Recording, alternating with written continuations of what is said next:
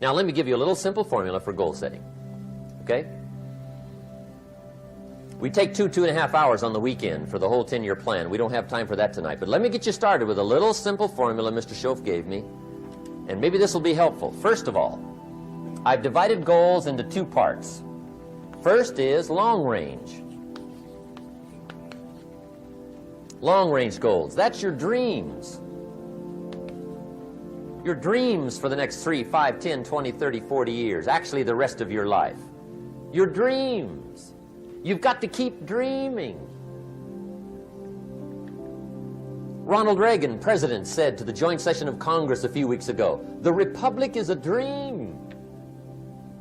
And if we don't keep dreaming, we will lose the Republic." Your better future is a dream for yourself and for your family. Where do you want to go? What do you want to do? What do you want to be? What do you want to see? You've got to dream dreams. There's a Bible phrase that says, without dreams and visions, people perish. You've got to have something to go for that inspires the heart and the soul. Dreams. From the children of Sanchez, it says, take the crumbs from starving soldiers, they won't die. Take the bread from hungry children, they won't cry. But without dreams, we all will die. You've got to dream. Don't lose your dreams. For yourself, for your future, for your family. The dreams of love and enterprise and travel and doing things. Becoming something unique on your journey here. Don't lose your dreams. Do some dreaming. That's long-range goals. You've got to have those. So that's number 1. Here's the second part of goals, short range.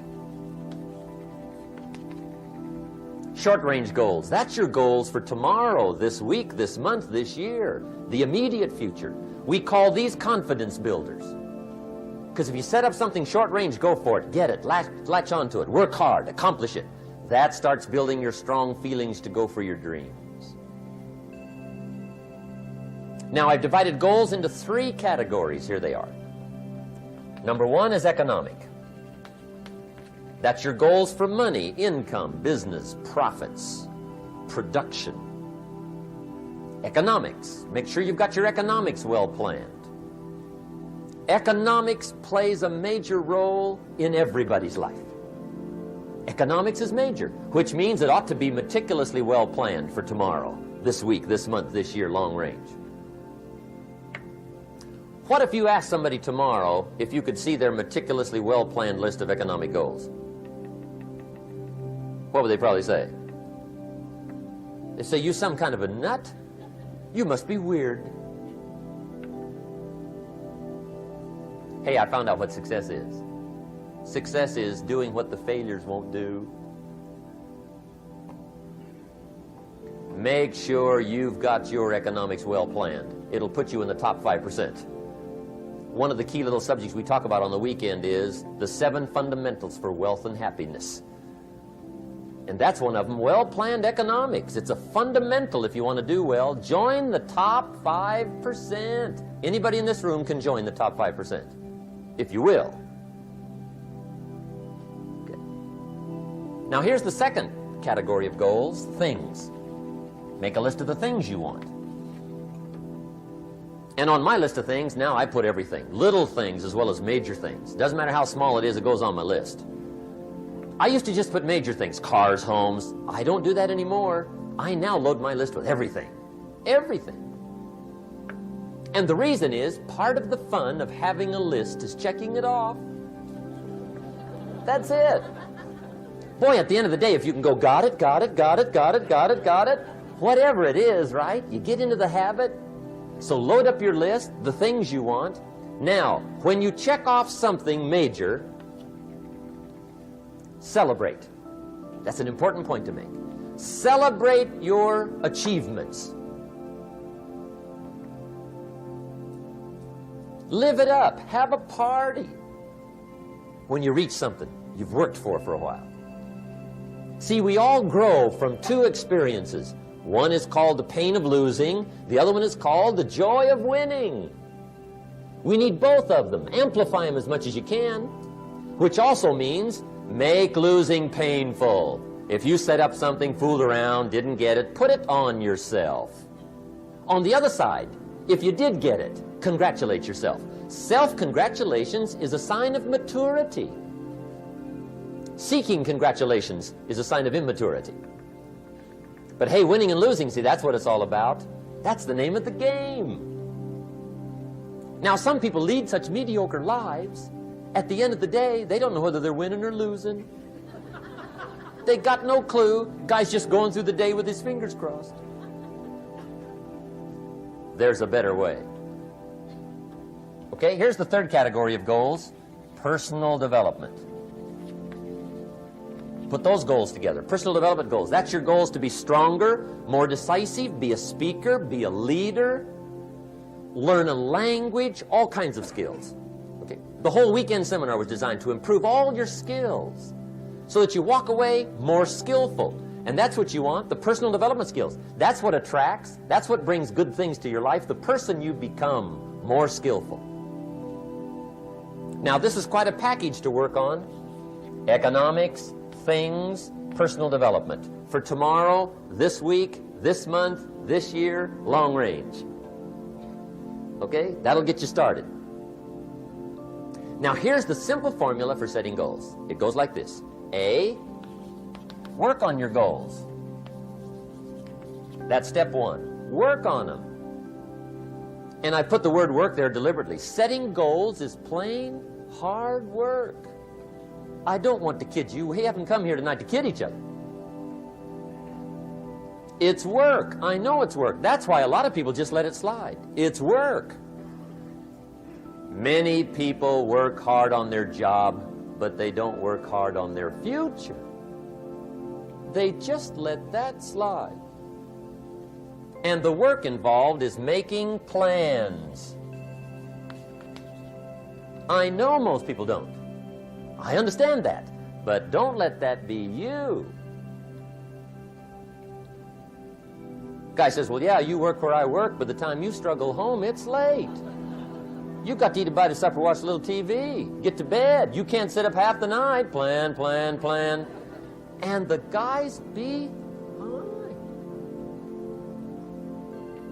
Good worker, hard worker, sincere. But you've got to be better than sincere, working hard. You've got to be better than a good worker. You've got to be a good planner. Somebody once wisely said, the people who fail to plan are planning to fail. Well said. So work on your goals. Here's step 2. Write your goals down. That's so important. I teach my staff around the world, put your goals in your journal. Because one of the major people you want to study is yourself. So here's the list of goals I put together 3 weeks ago. Here's the list of goals I put together 2 years ago. Here's some of the changes I made, rearrangement of my priorities. I scratched these off, I put these on, I've gotten these. Study your accomplishments, study what your desires are. Put them on paper, write them down. Here's another reason for writing your goals down. It shows you're serious about doing better. And to do better, you gotta get serious. You don't have to be grim, but you must be serious. Everybody hopes things will get better. Everybody hopes. Poor people hope. That ought to tell you something. It means the future does not get better by hope. It gets better by plan. I used to have the affliction called passive hope. It's an affliction. It's bad. Probably what's even worse than that is happy hope. Now that is really bad. That's bad. Happy hope. The guy's 50 and he's broke and he's still smiling. See, that's not good. So get serious about your goals. Put them on paper. Write them down. There's all kinds. His goals, her goals, their goals. Business goals, financial independence goals, family goals. I mean, there's so many things to work on this that if you don't get busy and work on it, sure enough, the time will pass. And sure enough, 5 years from now, you'll wind up where you don't want to be, wearing what you don't want to wear, driving what you don't want to drive, being what you don't want to be. Now's the time to fix it. Now, here's the third step to your goals. Check the size of your goals and the kinds of goals. How big they are, what kind they are, affects you. And here's one of the important phrases of the evening. Your goals are affecting you, whatever they are. Your goals affect your handshake. Your goals affect your attitude, personality. Your goals affect the way you walk, the way you talk, the way you dress. All day long, we're being affected by our goals. Now, some people have goals, but they have such lousy goals. The effect is bad. I asked a guy one time, what are your goals for this month? The guy said, look, if I could just scrape up enough money to pay these lousy bills. That was his goal. I'm not saying it isn't a goal. It's a goal, but it's such a lousy goal, the effect is bad. You don't jump out of bed on Monday morning and say, oh boy, another chance to go out and scrape up the money to pay my lousy bills. See, you don't do that. Usually you say, oh, not another Monday.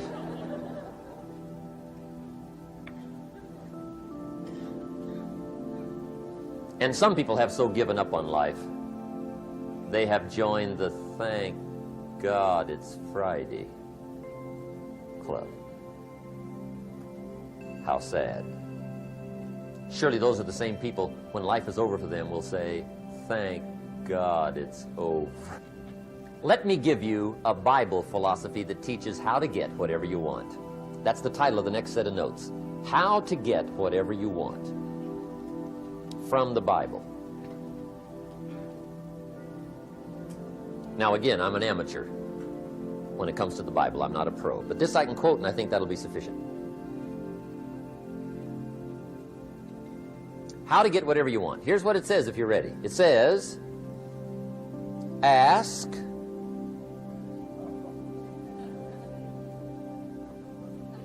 that's it. End of notes. Ask. If there's one art in life to learn extremely well, that's got to be one of them. The art of asking. What does ask mean? Ask means, what do you want? And the formula is staggering. It says ask and what? A guy ought to look into that.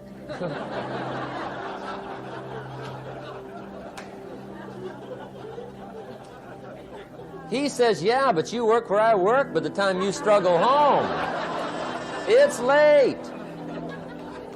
You got to eat a bite of supper, watch a little TV, get to bed. You can't sit up half the night. Ask, ask, ask. And the guys be... See, you've got to be better than a good worker. You've got to be a good asker.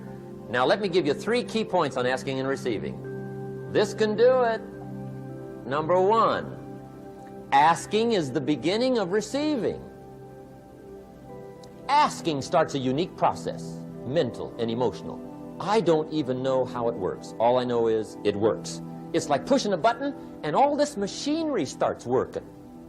I don't know how. It just works. There's a lot of things you don't need to know how. Just work them. Some people are always studying the roots. Others are picking the fruit. I mean, it depends on what end of it you want in on. Asking is the beginning of receiving, so start the process. Here's number 2. Receiving is not the problem. Receiving is automatic. Now, if that's true, receiving is not the problem, what's the problem? Failure to ask might be one of your major problems. I don't know. Check it out. The guy says, oh, now I see it. I got up last year and hit it every day, but there's not a scrap of paper with my goals on it. Good worker, poor asker. So you got to change that. Here's number 3. Receiving is like the ocean. There's plenty, especially in California. It's like an ocean here.